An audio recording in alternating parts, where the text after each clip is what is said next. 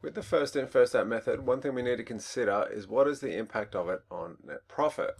And it's something we learned earlier. When we learned about the first in, first out method, we said it's just an assumption that is made that the first items in are the first items out. And we just noted that this may not be true. It's just an assumption, so we don't have to identify each individual unit. In fact, it probably won't be true, but it just saves us a lot of time and money and hassle if we just assume the first one in is the first one out. And then, when we looked at what was good and bad about FIFO, we had an advantage and a disadvantage. And one of them was, we said there's an increased net profit in the short term when inventory prices go up. That was an advantage. And a disadvantage was decreased net profit in the short term when inventory prices go down. But we haven't really explained what that means. So let's have a look at that now. So let's start with the first situation. What is the FIFO impact on net profit when the prices of inventory are rising or going up? So let's start with this basic example here. We've got this inventory card at the start of March, and the inventory is going to be in the order that we bought it. So first of all, we've got 20 units at $80 each, and that's them there. And then we've got $30 at 100 units each. That's them there. And lastly, we've got 10 units at $120 each. And remember, these are the cost prices. These are not the selling prices. So we're not going to worry about the selling prices for these examples. We're just going to look at the cost price. So I think first of all, we need to look at this and go, well, what is the trend in prices here? And it says like it's going from 80, then we bought them at 100, then we bought them at 120. So we would say inventory prices are rising or going up. So what's going to be the impact on net profit if we use FIFO or maybe identified cost? So looking at the situation, let's calculate the cost of sales when we sell 40 units during March. So we can see here we've got 20, 30, and 10, that's 60. What happens if we sell 40, as in not all of them?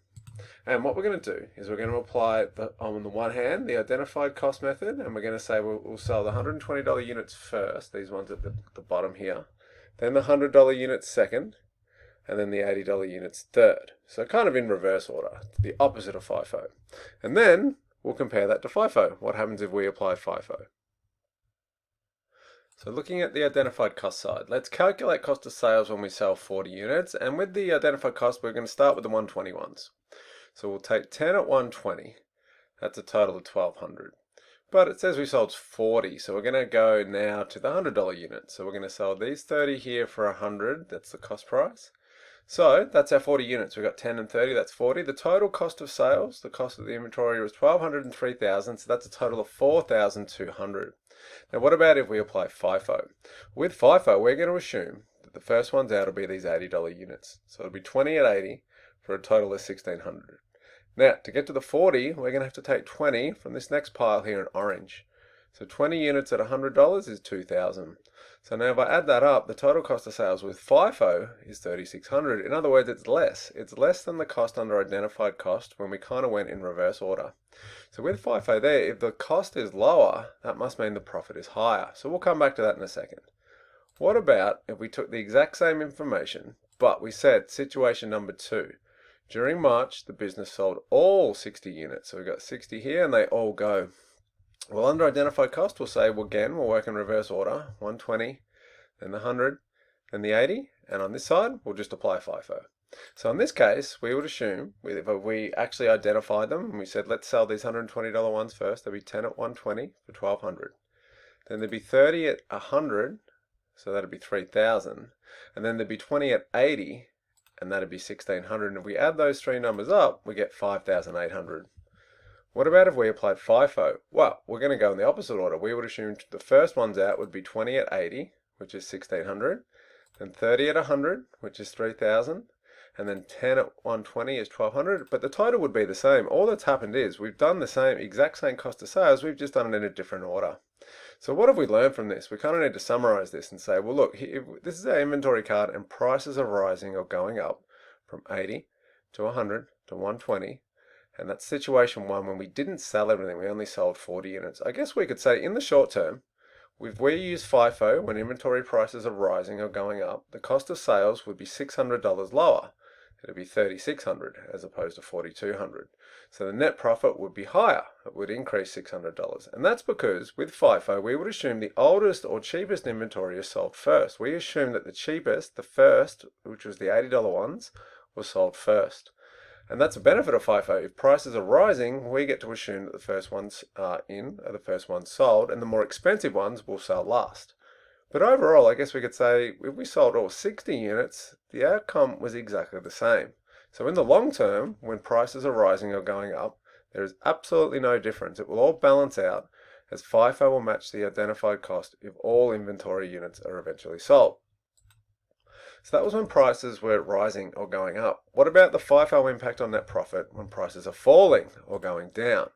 So we're going to take a slightly different set of circumstances here. We're going to say this time we've got 10 units at $50. That's them in pink there.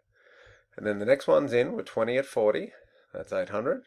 And then the next ones, we had 30 units at $30 each in blue for 900. And again, we've got 60 units. So what is the trend in inventory prices this time? Well, it's going from 50 to 40 to 30. And these are the order in which they were bought. So we would say over time, inventory prices are falling or going down. So what would the impact be for the cost of sales if we sold 40 units? And that's not all of them. So we've got 60, we're only going to sell 40. So if we did identified cost, we could say, this time, why don't we apply identified cost? And we'll always choose whatever the lowest cost of inventory on hand is in order to maximize net profit. So with identified cost, we can do that. We go and actually find each unit and we pick the one we want. And on this side, we'll just apply FIFO. So if we were to do the cost of sales, 40 units, and we'll pick the lowest, well, the lowest in this case would be 30 at 30. So I'm going to sell them first. That'd be $900. Now, I need another 10 units. So if I get to pick with identified cost, I'm going to pick them from this pile here in yellow. So we'll take another 10 there for $40. That's $400. And the cost of sales would be $1,300. But what about with FIFO? The problem with FIFO is we have to assume the first ones in here at $50 go out first. Now, they're the most expensive. So we're going to say the first 10 units out with these $50 ones. That's a total of $500. Then the next 20 were these yellow ones at $40. That was 20 times 40 is 800. And then we have to take 10 from this $30 pile. 10 times 30 is 300. And the cost of sales there was $1,600. So what happened was the cost of sales was higher. And that means our profit's going to be lower. And the reason is with FIFO, even though we've got some really cheap units here at the end, with FIFO, we have to assume that the first ones in were the first ones sold, even if that's not true or what we want. But what about if the exact same situation, but we sold all 60 units? What would happen? And we'll apply the exact same circumstances. With identified cost, we're just going to pick choose the lowest one that we've ever got on hand to maximize net profit. And here we'll just do FIFO. So with identified cost, we sold all 60. We would have gone and picked these $30 units at the start. So 30 times 30 is 900.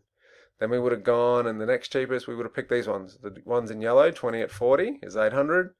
And then lastly, if we really have to, we would have had to have gone and picked the 10 units at $50, even though they've got the highest cost. We'll just do them last. 900 plus 800 plus 500 is 2,200.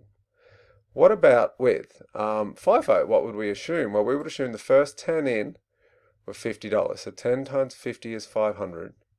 Then the next 20 was $40 each. So that'd be 800. And then the last ones that we sold were 30 units at $30 for 900. But the cost of sales is the same. And all that's happened again is that the cost of sales is the exact same. It's just the order that's different. With the identified cost in this case, we got to pick the lowest cost on hand, and what we did was just pick whichever one we want, and we found the labels and the stickers, and we went 900, 800, 500. But with FIFO, we went the other way. We went the pink ones for 500, yellow for 800, blue for 900, but we ended up in the exact same place. So what have we learned? If we use FIFO when prices are falling or going down from 50 to 40 to 30, well, when we sell 40 units, in other words, we had 60, but we didn't sell all of them. When we don't sell all of them, in the short term, the cost of sales here would be $300 higher. So net profit will decrease $300, as we have to assume that the oldest or most expensive inventory is sold first. So we had to assume with FIFO, that we have to get rid of all the pink ones first, then the yellow ones, and then finally we could sell the blue ones. But with identified cost, we could pick whichever one we wanted. So in the short term, when inventory prices are falling down or going, you're going to lose out with FIFO and your net profit will be lower. But in the long run, we said when we sold all 60 units with situation number 2, it worked out exactly the same. So in the long term, there is no difference. It will all balance out as FIFO will match identified cost if all units are eventually sold. So how could we summarize all of this? What is the impact of FIFO on net profit? And this is all very complicated, so let's just break down what just happened. To summarize the impact of FIFO on net profit, when inventory prices are rising or going up, in the short term the net profit will increase, and that's because the business assumes that its oldest or cheapest inventory is sold first. And if you sell that first, your cost of sales expense is lower, so your profit will increase. But in the long term, and that was our advantage, we said increase net profit in the short term when inventory prices go up. But in the long term, there is absolutely no difference. If we sell everything, it will all balance out. FIFO will match identified cost if all units are eventually sold. What about on the other side, in that second situation, when inventory prices are falling or going down? Well, when they go down, in the short term, FIFO will decrease net profit, and that's because the business has to assume that its oldest or most expensive inventory is sold first, and that increases the cost of sales expense. And that was why we had this disadvantage, which said decrease net profit in short term with FIFO when inventory prices go down. But lastly, in the long term, no matter whether inventory prices are rising or going up, there will be absolutely no difference whether we use identified cost or FIFO. It will all balance out, as FIFO will match identified cost if all units are eventually sold.